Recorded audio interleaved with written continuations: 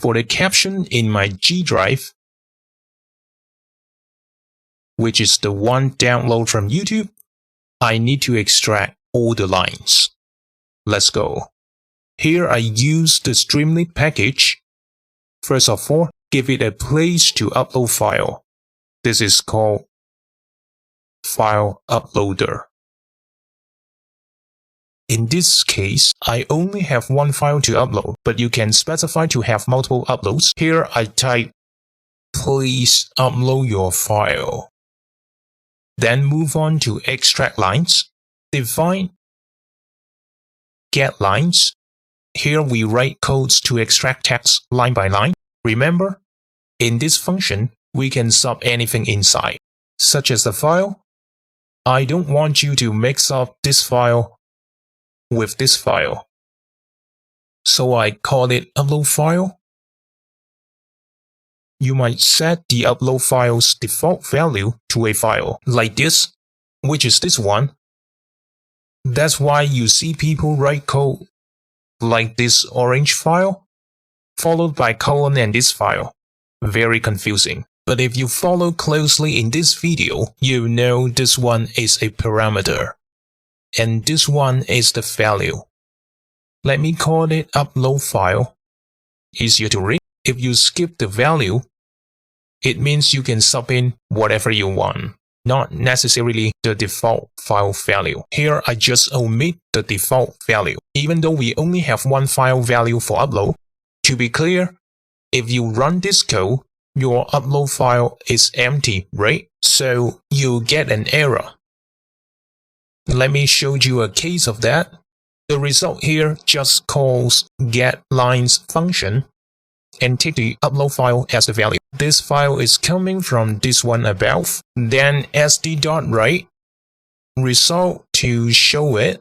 Now when I run it, Alt-T open the command prompt. If you watch this video, you know how to set up Python's virtual environment, create hotkey to run this file, so that you can skip the command prompt. But here I just use command prompt for quick coding. My environment is in D drive. The scripts and activate are the same. The only difference is this part can be another location that you specify. Activate and streamlit run. This file extract text Python is in G drive. Extract text.python. So I streamlit run G drive extract underscore test.python. Feel free to rename this Python file. Alright, press enter to run it in the command prompt. Now the app is open. Here you see the error, because it has nothing to read. So it gives error. In this case, I add this code. If upload file is not none, if it's not blank, then run it.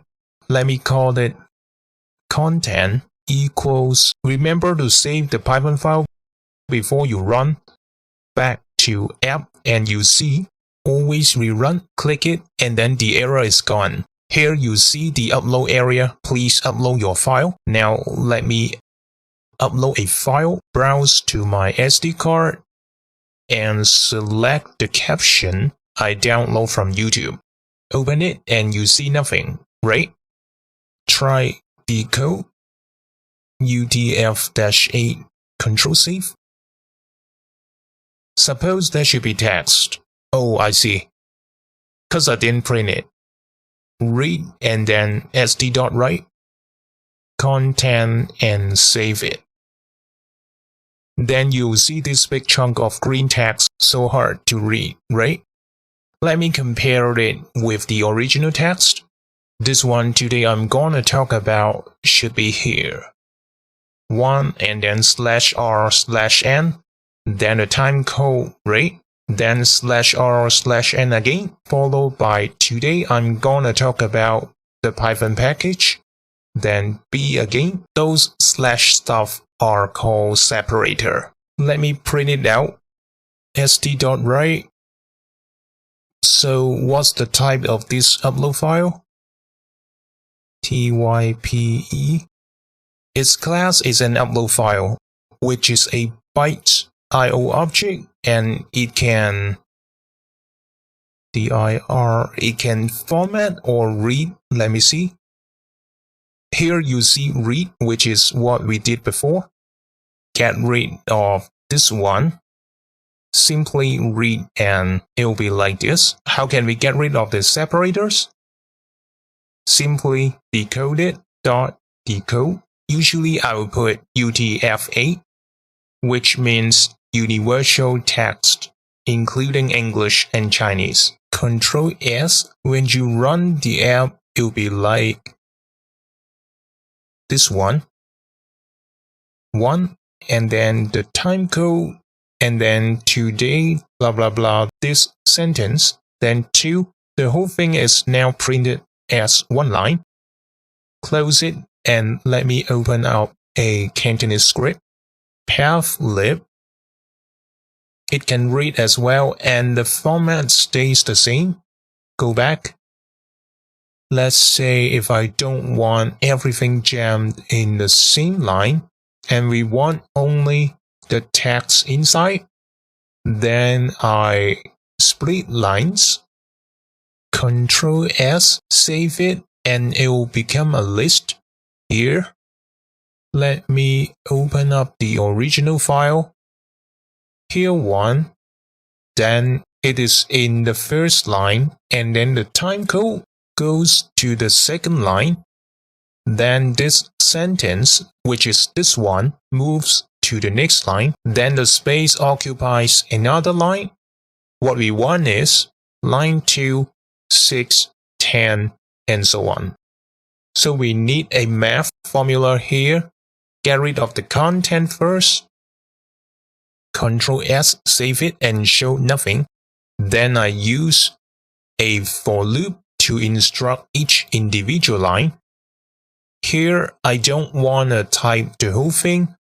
Just call it I for I in range, and you see that the lines with label 1, 2, 3, 4, something like that, it's counting from 0 all the way up to the last line of the script content.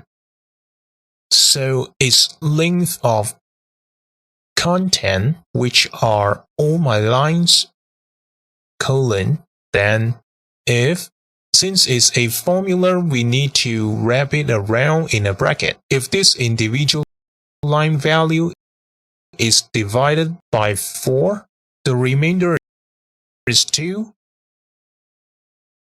Then I'll print out the line with this index. So it applies to all the lines here. Alright, Control S and you should get this. Let me explain it with some examples. The formula I divided by 4, let's say the line with index label 6. Here we divide 6 by 4. 6 divided by 4 equals 1 and the remainder is 2. So 4 times 1 plus 2 equals 6. So we pick line number 6. For line 10, 10 divided by 4 is 2 and the remainder is 2. 4 times 2 is 8. 8 plus 2 is 10. So we pick line number 10. We do this for lines all the way up to the end. Can't remember the number. Let me print out the number of lines. st.write length of content. Here we see 424 lines. Run the for loop and you should see a whole paragraph like this. Close it. Let me try the Cantonese script. Here we get 440 lines. This file is whatever you upload. It will change whenever you upload new file. This is a simple app to extract lines from a caption download from YouTube. That's about it. Ciao.